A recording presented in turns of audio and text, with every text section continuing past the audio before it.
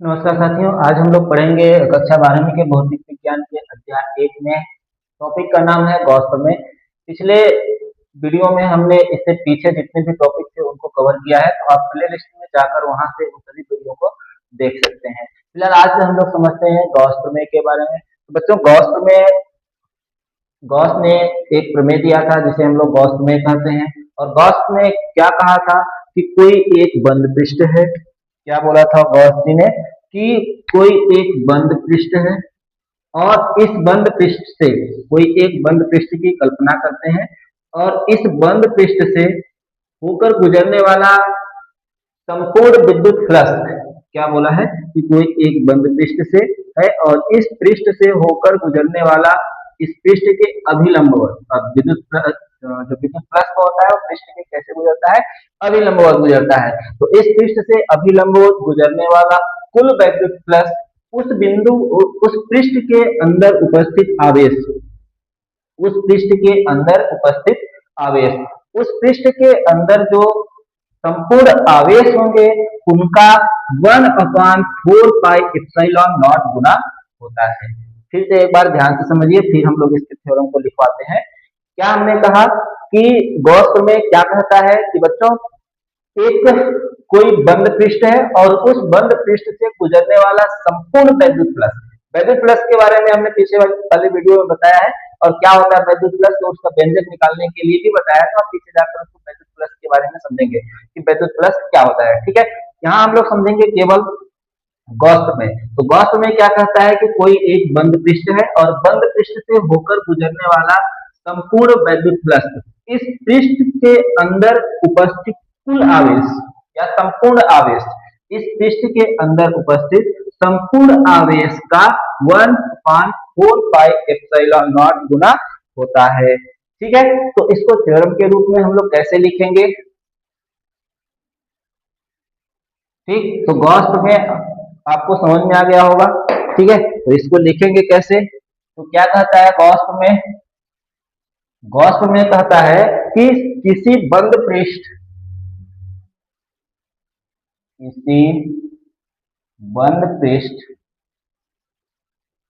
बंद पृष्ठ से गुजरने वाला गुजरने गुजरने वाला संपूर्ण वैद्युत फ्लक्स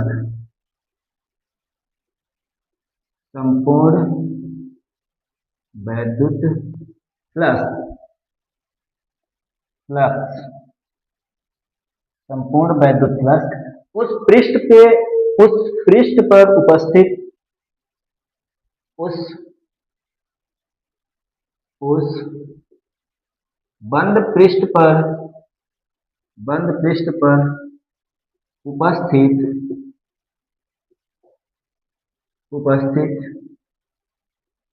कुल आवेश का 1/4 पाई एप्सिलॉन नॉट गुना होता है, एप्सिलॉन नॉट गुना होता है। ठीक है, जहां पर हम लोग कहेंगे कि एप्सिलॉन नॉट क्या है, निर्वात की विद्युतशीलता है। जहां एप्सिलॉन नॉट क्या है, निर्वात में विद्युतशीलता है, विद्युतशीलता है। तो बच्चों क्या कहता है गॉस में कि किसी बंद पृष्ठ से गुजरने वाला संपूर्ण वैद्युत फ्लक्स उस बंद पृष्ठ पर उपस्थित कुल आवेश, उस बंद पृष्ठ के अंदर यानी बंद पृष्ठ पर उपस्थित यानी बंद पृष्ठ के अंदर उपस्थित कुल आवेश का एप्सिलॉन नॉट गुना होता है। तो एप्सिलॉन नॉट क्या है, तो एप्सिलॉन नॉट निर्वात में उपस्थित उसकी विद्युतशीलता है। तो हम लोग जानते हैं कि वैद्युत फ्लक्स क्या होता है। वैद्युत फ्लक्स का जब व्यंजक निकाले थे तो उसमें वैद्युत फ्लक्स क्या निकाले थे, फाई ई बराबर क्या होता है, वेक्टर ई बी एस, यही होता है। फाई ई बराबर क्या होता है, वेक्टर ई बी एस। ठीक है, तो हम लोग जानते हैं कि ई बराबर क्या होता है, क्यू बट्टे एप्सिलॉन नॉट। तो फाई बराबर क्या हो जाएगा बच्चों, Q बट्टे एप्सिलॉन नॉट, यानी जो विद्युत फ्लक्स होगा वो उस पृष्ठ के अंदर उपस्थित कुल आवेश का 1/एप्सिलॉन नॉट गुना होता है। ठीक है, यही आपका क्या होता है, गॉस-लेमें का थ्योरम। ठीक, तो इसको हम लोग सिद्ध करने के लिए क्या करेंगे बच्चों, तो इसको सिद्ध करने के लिए हम लोग कल्पना कर लेते हैं, एक पृष्ठ की कल्पना कर लेते हैं। तो क्या बताया हमने कि एक पृष्ठ की क्या कर लेते हैं, एक कल्पना कर लेते हैं, एक बंद पृष्ठ की कल्पना कर लेते हैं जिसके केंद्र O है और इस पर कोई प्लस Q आवेश उपस्थित है। ठीक है, हमने क्या बताया कि एक बंद पृष्ठ की कल्पना करते हैं जिस पर जिसके केंद्र पर एक आवेश प्लस Q है। ठीक है, प्लस Q है और इसकी त्रिज्या कितनी मान लेते हैं, इसकी त्रिज्या R है, इसकी त्रिज्या R है। इसके केंद्र पर कोई बिंदु P है और इसी पर हम लोग एक अल्पांश की कल्पना कर लेते हैं। अब बच्चों इसका जो विद्युत क्षेत्र होगा वो कहाँ होगा, बाहर की ओर होगा। ठीक है, तो इसकी विद्युत क्षेत्र कहाँ होगा, बाहर की ओर होगा और इसका जो क्षेत्रफल है उसको हम लोग क्या मान लेते हैं, इस अल्पांश का क्षेत्रफल वेक्टर ds।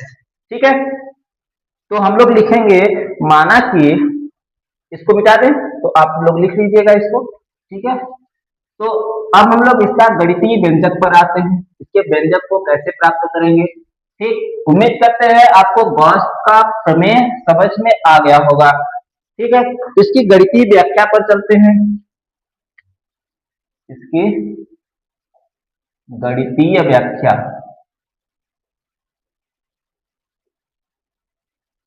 गणितीय व्याख्या बच्चों, गणितीय व्याख्या इसको कैसे करने के लिए क्या करेंगे, हम लोग सबसे पहले एक काल्पनिक बंद पृष्ठ की कल्पना करते हैं। क्या, काल्पनिक बंद पृष्ठ की, तो लिखेंगे माना कि एक काल्पनिक पृष्ठ, क्या मान लेते हैं कि माना कि कोई बिंदु आवेश, माना कि कोई बिंदु आवेश प्लस Q, क्या मान लेते हैं कि माना कि कोई बिंदु आवेश प्लस Q किसी गोले के केंद्र O पर स्थित है, किसी गोले के केंद्र O पर स्थित है। ठीक है, क्या मान लेते हैं कि कोई गोला है जिसका केंद्र O है और इस केंद्र पर कौन सा आवेश है, प्लस Q आवेश है, केंद्र O पर स्थित है तथा केंद्र O से त्रिज्या तथा उस गोले की त्रिज्या, ऐसे लिख सकते हैं, तथा गोले की त्रिज्या R है तथा गोले या बंद गोले की त्रिज्या स्मॉल r है।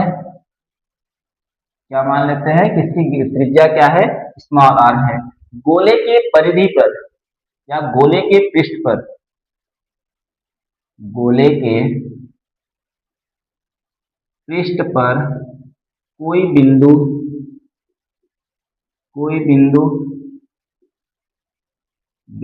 P है। ठीक है, कोई बिंदु क्या है, P है और उसकी विद्युत क्षेत्र क्या है, और उसकी विद्युत क्षेत्र की दिशा क्या है बच्चों, E है। ठीक है ना, तो गोले की त्रिज्या हमने क्या मान लिया, R मान लिया और उसके गोले की त्रिज्या पृष्ठ पर कोई बिंदु P है, तब प्लस Q आवेश के कारण बिंदु P पर विद्युत क्षेत्र की तीव्रता क्या हो जाएगा, तब प्लस Q आवेश के कारण बिंदु P पर विद्युत क्षेत्र की तीव्रता। तो ये हम लोग बहुत पीछे वीडियो पर बहुत जितने भी लेक्चर हमने दिया है सब में बताया कि विद्युत क्षेत्र की तीव्रता की गणना कैसे किए थे और विद्युत क्षेत्र का व्यंजक क्या होता है। तो विद्युत क्षेत्र की तीव्रता क्या होता है बच्चों, E बराबर होता है 1/4 pi epsilon naught into Q/r²। ये क्या होता है, किसी बिंदु पर विद्युत क्षेत्र की तीव्रता। ठीक है, ये क्या होता है, किसी बिंदु पर विद्युत क्षेत्र की तीव्रता। अगर इसको हम लोग समीकरण नंबर 1 मान लें, इसको क्या मान लें, समीकरण नंबर 1, तो हम लोग जानते हैं कि बंद पृष्ठ पर एक हमने बंद पृष्ठ के जो बंद गोला है, बंद पृष्ठ है, उसके किसी बिंदु पर एक अल्पांश की कल्पना किया हुआ है। ठीक है, बिंदु P पर हमने क्या किया हुआ है, एक अल्पांश की कल्पना किया है। तो उस अल्पांश की कल्पना कर रहे हैं जिससे गुजरने वाला वैद्युत फ्लक्स क्या होगा, जब हमने क्या किया, बंद पृष्ठ की तथा यदि, या कुछ लिख सकते हैं, बंद पृष्ठ पर एक अल्पांश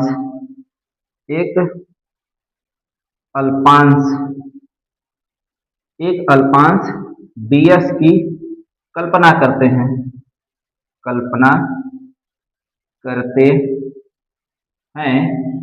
तो वैद्युत फ्लक्स से क्या होगा, तो उस अल्पांश से गुजरने वाला वैद्युत फ्लक्स से क्या होगा बच्चों, तो उस अल्पांश से गुजरने वाला वैद्युत फ्लक्स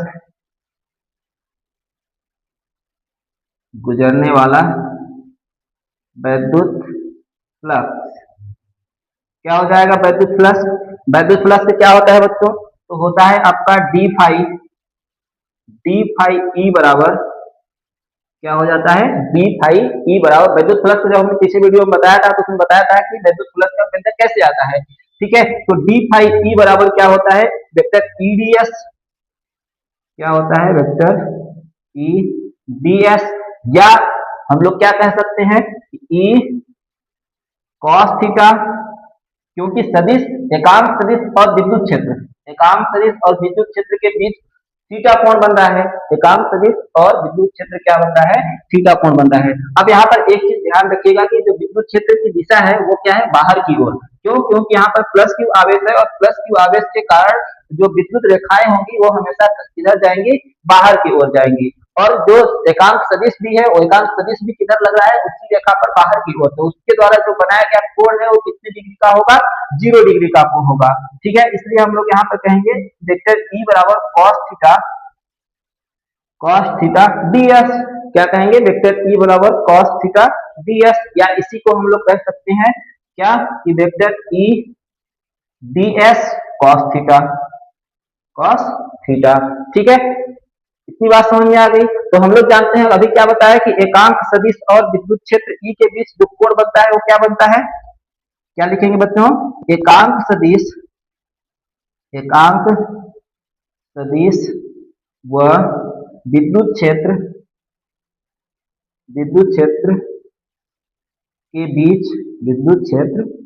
के बीच कोण थीटा बराबर कितना डिग्री, थीटा बराबर 0 डिग्री। तो एकांक सदिश और विद्युत क्षेत्र ई के बीच जो कोण बन रहा है थीटा, वो उसके बीच बना हुआ कोण कितने डिग्री का होगा बच्चों, 0 डिग्री का होगा। ठीक है, कितने डिग्री का होगा, 0 डिग्री का होगा, है ना। तो आइए आगे करते हैं, हम लोग क्या करते हैं, इस समीकरण 1 में हम लोग देखेंगे कि ई डी एस बराबर कॉस थीटा आया है, थीटा का मान यहाँ से रख देंगे कितना डिग्री, 0 डिग्री। ठीक है, ऊपर का आप लोग कर लीजिएगा स्क्रीनशॉट लेकर।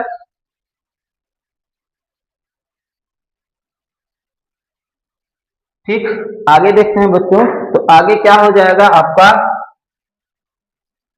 डी फाई ई बराबर यहां से हो जाएगा आपका ईडीएस कॉस थीटा, थीटा का मान कितना डिग्री आया है, 0 डिग्री। तो यहां से लिखेंगे cos theta, D phi E बराबर ईडीएस कॉस 0 डिग्री। कॉस 0 का मान कितना होता है, 1 होता है, इसलिए आपका यहाँ पर आ जाएगा डी फाई ई बराबर ईडीएस, क्या आ जाएगा, डी फाई ई बराबर ईडीएस।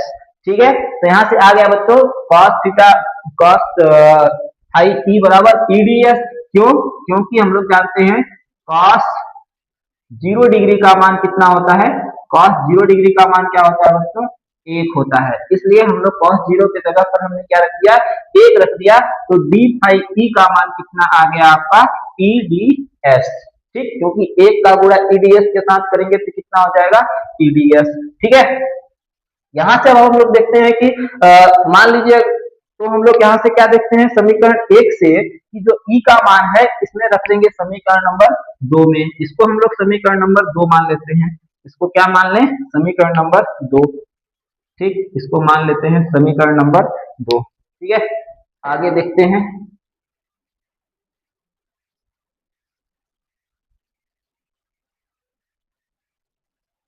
तो आगे बच्चों यहाँ से हो जाएगा आपका समीकरण नंबर एक से, समीकरण समीकरण एक से ई का मान क्या था, 1/4 pi epsilon naught into Q upon R square. तो बच्चों यहाँ से क्या हो जाएगा आपका डी फाई ई बराबर,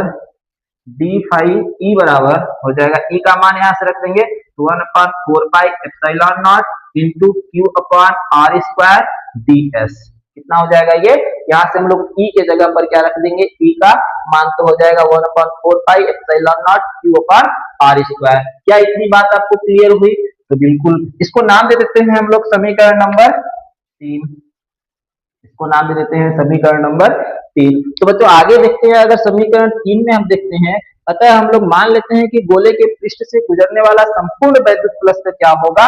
अभी तो जो हम कल्पना ये कर रहे थे वो क्या था, विद्युत क्षेत्र के अल्पांश से गुजरने वाला वैद्युत प्लस। क्या था, विद्युत क्षेत्र के जो अल्पांश की कल्पना किए थे उसके लिए विद्युत वो था, क्या बोलते हैं, वैद्युत प्लस। ठीक है, लेकिन अब हम लोग देखते हैं, अतः गोले के पृष्ठ से गुजरने वाला संपूर्ण वैद्युत प्लस क्या होगा। अतः गोले के पृष्ठ से गुजरने वाला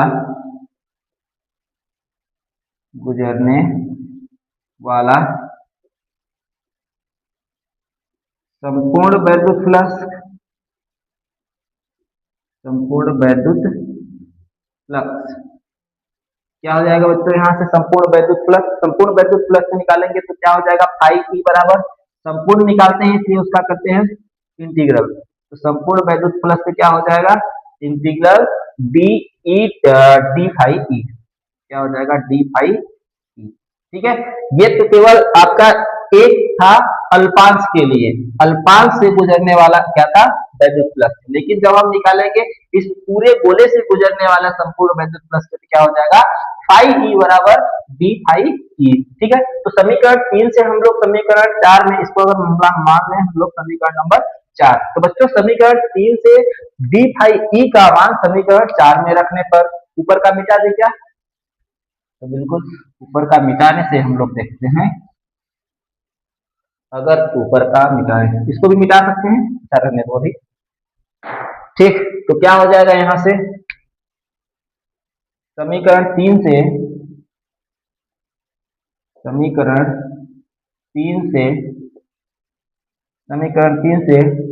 डी फाई ई का मान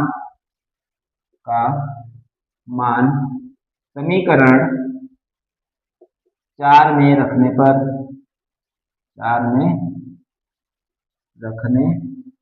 तो बच्चों हम लोग क्या करेंगे, समीकरण तीन से डी फाई ई का मान समीकरण चार में रख देंगे तो क्या आ जाएगा, तो यहां से आपका आ जाएगा फाई ई बराबर, क्या आ जाएगा, फाई ई बराबर, यहां से हो जाएगा एस सरफेस इंटीग्रल एंड हो जाएगा 1/4 pi epsilon naught into Q upon R square D S. ये क्या हो जाएगा आपका, यहाँ से हमने क्या रख दिया, डी फाई ई का यहाँ से मान रख दिया। ठीक है, तो जो 1/, अब आगे देखते हैं, जो 1/4 pi epsilon naught into Q upon R square है वो क्या है बच्चों, तो वह उभयनिष्ठ है। क्या है, वह उभयनिष्ठ है, इसलिए हम लोग क्या कर लेंगे, इसको बाहर निकाल लेंगे। तो ये हो जाएगा बच्चों 1/4 pi epsilon naught into Q upon R square, यहां से बच जाएगा आपका क्या, डीएस। क्या बच जाएगा बच्चों, यहाँ से बच जाएगा डीएस। अगर इसको समीकरण नंबर क्या नाम दे दें हम लोग, चार हो गया, इसको समीकरण नंबर पांच नाम दे देते हैं। ठीक है, इसको समीकरण नंबर पांच नाम दे देते हैं। ठीक, तो यहां से आगे करेंगे, तो यहां से आगे क्या हो गया, किंतु हम लोग जानते हैं कि जो ये मान है आपका, किंतु इंटू एफ डी एस क्या है, एक अल्पांश है। क्या है, एक अल्पांश है। तो उस ये और ये किस आकार का है, गोलाकार है। ये किस आकार का है, गोलाकार है। इसलिए हम लोग इसको किसके बराबर मान लेते हैं कि ये क्या है, 4 पाई r स्क्वायर। ये किसके मान लेते हैं हम लोग, 4 पाई r स्क्वायर। और 4 पाई r स्क्वायर क्या है, गोले का संपूर्ण पृष्ठीय क्षेत्रफल। गोले का क्या है, कुल पृष्ठीय क्षेत्रफल। गोले का कुल पृष्ठीय क्षेत्रफल, पृष्ठीय क्षेत्रफल। ठीक है, अब इसको हम लोग इसकी जगह पर रख देंगे तो क्या हो जाएगा, फाई ई बराबर